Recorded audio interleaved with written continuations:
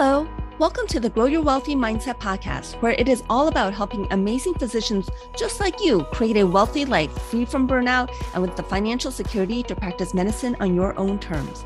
I'm your host, Dr. Elisa Chiang. Hello, and welcome back to the Grow Your Wealthy Mindset podcast. I have a topic I think a lot of people are going to want to hear about, and that's increasing your income as a physician. Increasing income solves a lot of money problems. With cash flow, you have money coming in and money going out. At some point, you aren't going to want to keep cutting down your expenses, meaning cutting down your money going out. We have a certain quality of life we generally want to maintain. Increasing our wealth requires having a gap between income and expenses. So with that gap is where we can have extra money to put towards investing and further growing our income.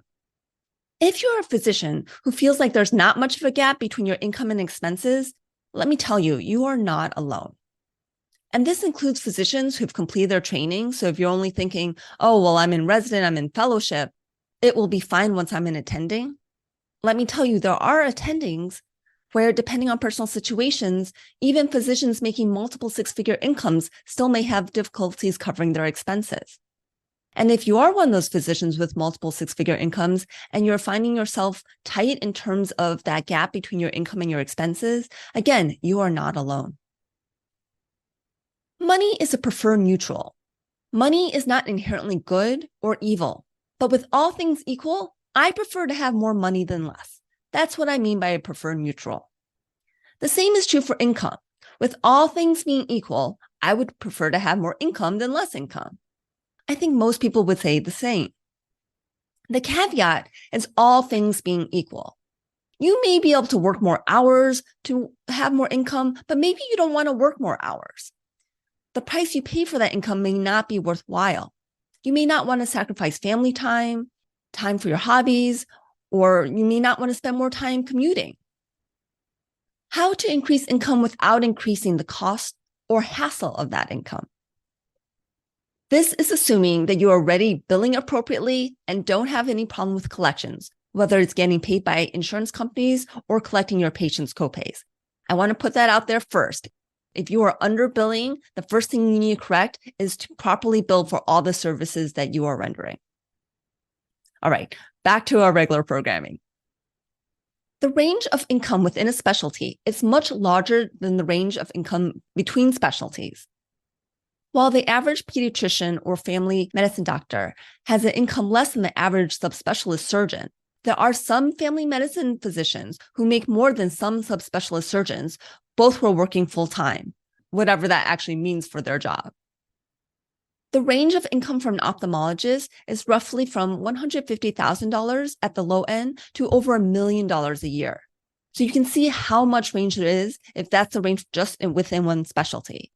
I'm an ophthalmologist, so I'm very aware of what income ranges are for ophthalmology. I'm less aware of what income ranges are for other specialties, but I can assure you that even if you think that you're in a low-paying specialty like pediatrics or family medicine, that there are people within your specialty who are making far more than you are, and more than some ophthalmologist who is a subspecialist surgeon.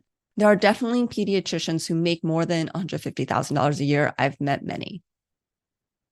And I think it should be no surprise that the best or most skilled physicians are not the physicians who make the most income. I'm sure that you can think of someone who is a, quote, better doctor than someone else who makes far less, even within the same specialty and maybe even within the same practice. This is generally true for almost any profession. So if being highly skilled is not what translates to income, what does? In one word, it's marketing.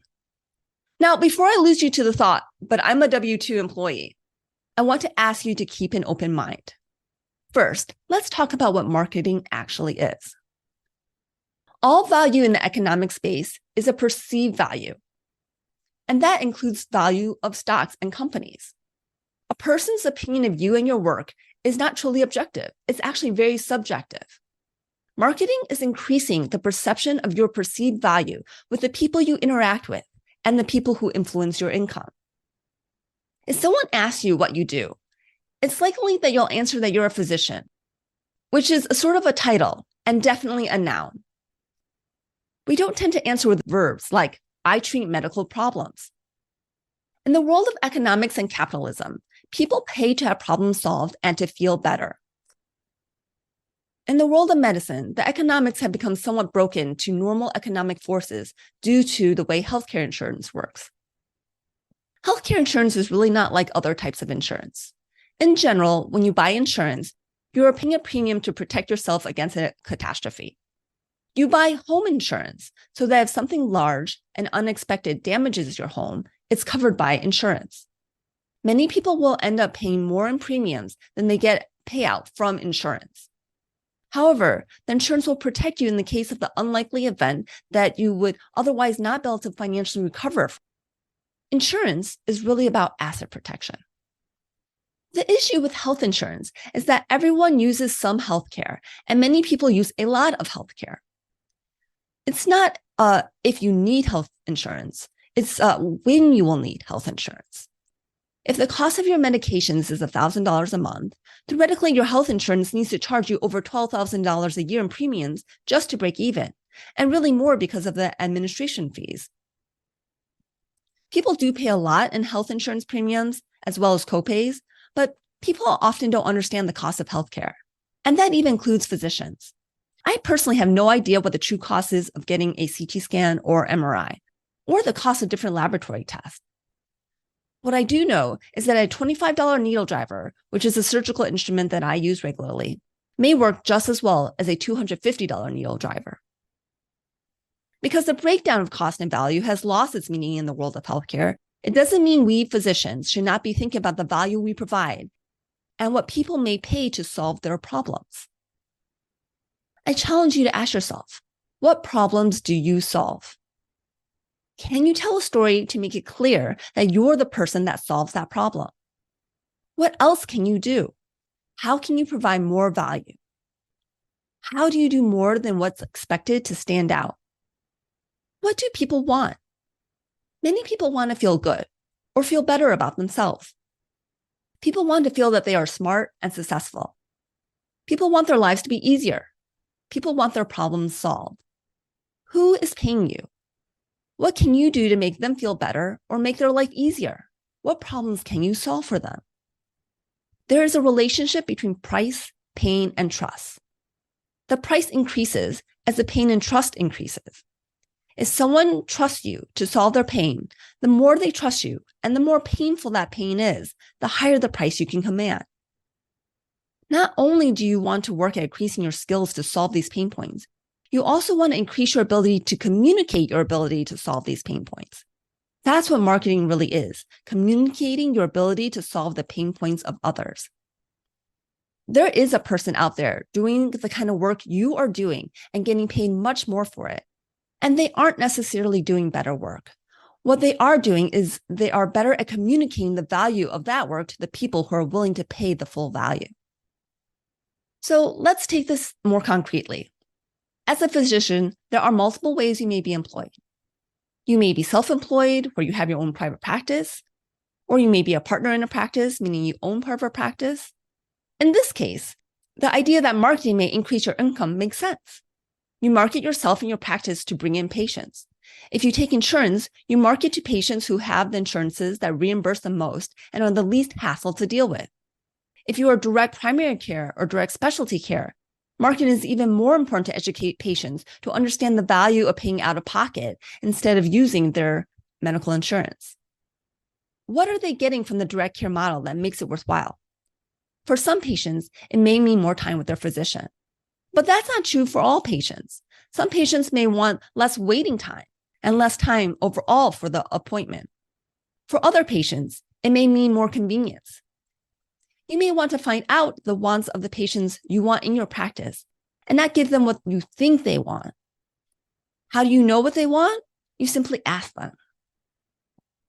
Then there's marketing yourself when you're employed. Let's say you're a W-2 physician for a big hospital complex or healthcare organization. You don't want to only do your best work. You want to market yourself that you are doing the best work. The marketing starts when you're interviewing and negotiating for your job, but continues after you have that job.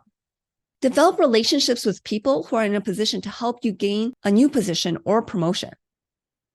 If you are in academia, this may be people who would help you advance from assistant professor to associate professor, or from associate professor to full professor. Or if you're interested in becoming vice chair or chief medical officer, who are the people who could help you advance to those positions? Develop relationships with future possible employers. Who can you maintain a relationship with so when the position becomes available, you are already on their mind? If you are an employed physician, what drives your income? Is it based on collections or percentage of collections? If it is, how can you potentially increase the collections without increasing the hassle of work? Are there services that you offer that maybe pay more or have more in collections? Or services that you could offer that may do that? Maybe there's some service that you could offer that people would be willing to pay cash for. One example is pediatric practices who offer ear piercing.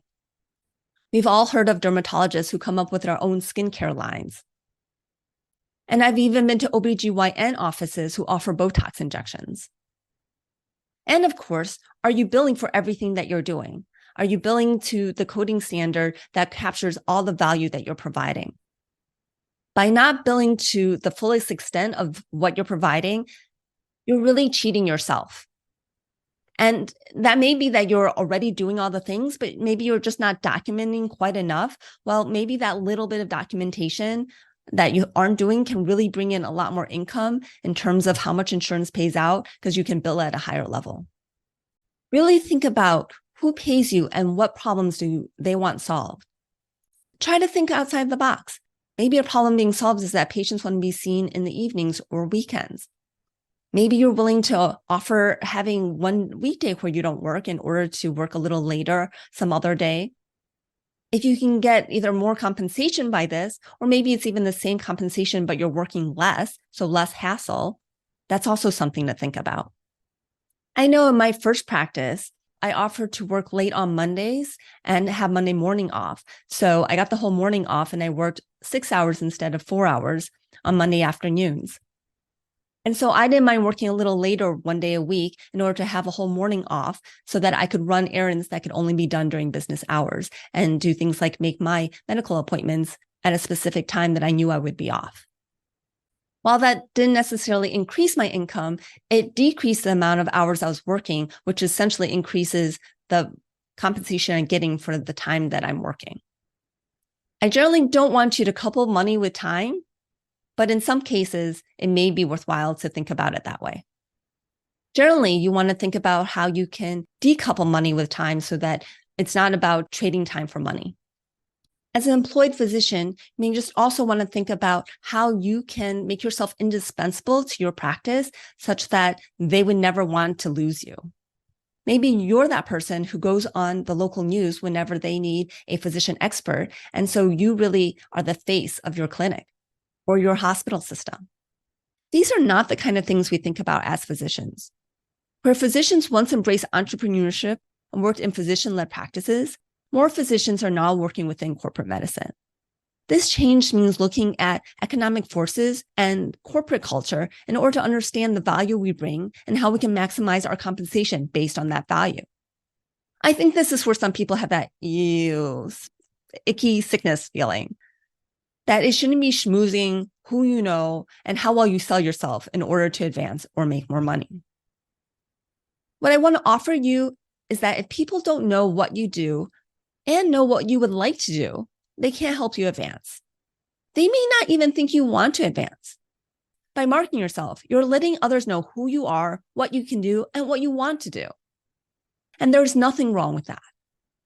For some of us, it can be hard for us to talk about ourselves. We feel like we're bragging, or maybe we have some imposter syndrome.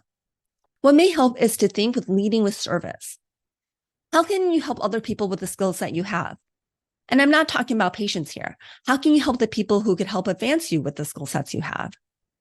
Talk to those people who could help you and help them without the expectation they will help you. But there's a rule of reciprocity where people tend to want to help the people who help them. So the more people you help who can help you, the more likely you are to get help from them. The last thing I want to offer is that business is math. You may want to care for patients regardless of their ability to pay. But let's look at the economics. Your office costs money, your staff costs money, your equipment costs money. If you do not have the income to cover your costs, then eventually you end up shutting down your clinic, or your clinic gets shut down by whoever is running the clinic. If you shut down your clinic, no one gets care. People don't even have the option to pay for their care. But if you pay attention to the math and you have a clinic where the income exceeds expenses, now you are in the position to offer charity care. So it is important that we physicians think about the business of healthcare, even when we're thinking about our own income. The more we can look at how we provide value and how we can show the value we provide, the more income we can actually bring in. Income to our clinic, regardless if we're self-employed or employed by someone else, can translate into more income for ourselves. So again, think about how can you really show others the value that you're bringing in? And how can you get this to translate into increasing your income? If this is something that you would like help with, then money coaching may be something you want to consider. A lot of times, it's really our mindset, our thoughts around things like marketing or wanting more money or wanting to bring income that actually prevent us from actually bringing in that increased income. If you're looking at your financial situation and you just don't see a big gap between your income and your expenses, then maybe increasing your income is really the problem you want to solve for. If you would like to talk about this more, then sign up for a consultation call with me at www.growyourwealthymindset.com. The consultation call itself is totally free and may give you a lot of insight in itself. I hope this episode made you think a little bit more, made you stretch your mind a little bit more. You may want to listen to it again. And I wish you all to grow your income to the greatest capacity for the value that you provide.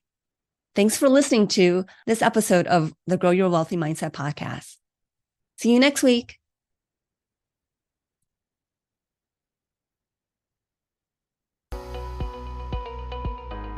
If you enjoyed this episode, I would love it if you could share it with your friends and colleagues. And now for the disclaimer. I am not a certified financial planner, accountant, or attorney, and nothing I say should be construed as professional investment, tax, or legal advice. This show is primarily for your education and entertainment. I am a physician, but I'm probably not your physician. So if you need any medical advice, please contact your own physician. Thank you.